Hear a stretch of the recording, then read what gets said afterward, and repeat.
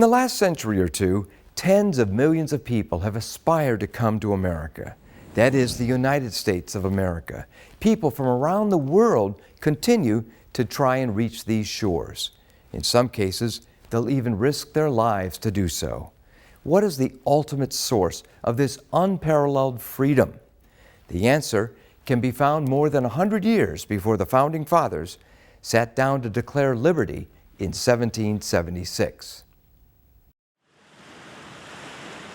On April 7, 1630, a fleet of ships carrying about 1,000 British men, women, and children began a 3-month voyage to the New World. They would soon arrive in what is now Boston, Massachusetts, the city they created. They were the Puritans.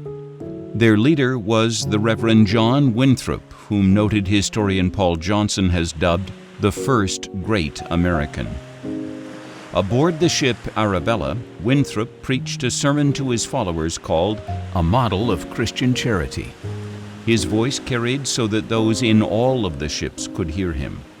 We shall find that the God of Israel is among us, and 10 of us shall be able to resist 1,000 of our enemies. The Lord will make our name a praise and glory, so that men shall say of succeeding plantations, the Lord make it like that of New England. For we must consider that we shall be like a city upon a hill. The eyes of all people are on us. John Winthrop. The city upon a hill reference of Reverend John Winthrop, who is quoting Jesus, was a favorite phrase of Ronald Reagan. In 1989, in his last radio address, outgoing President Ronald Reagan referenced it. The hope of human freedom, the quest for it, the achievement of it, is the American saga.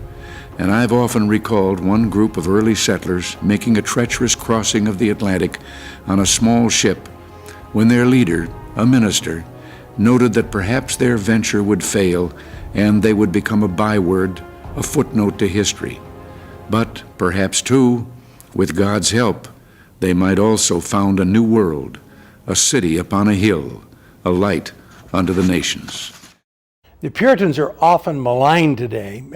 They're thrown into, put A's on women's chests and the witch hunts of Salem in the 1680s and 90s. These sidelights of history should be put in context that these Puritans, the vast majority of them, not only were they biblical thinkers, they were open-minded and developed a form of government that allowed liberty and justice for all. If you believe in America's Constitution and in the freedoms we have today, you can look no further than the Puritans.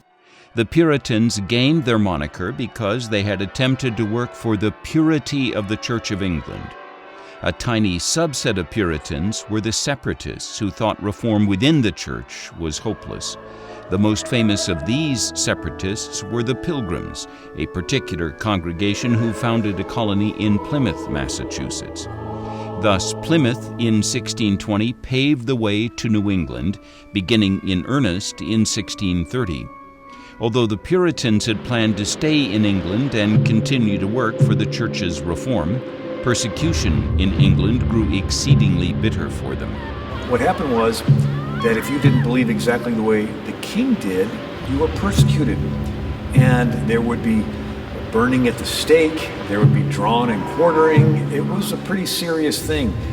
Sometimes in England, in the Star Chamber, they would brand them on the face as a heretic with the letters SL for seditious libel, or cut off an ear, or even cut someone's nose in half. It was serious for not believing the way the king did.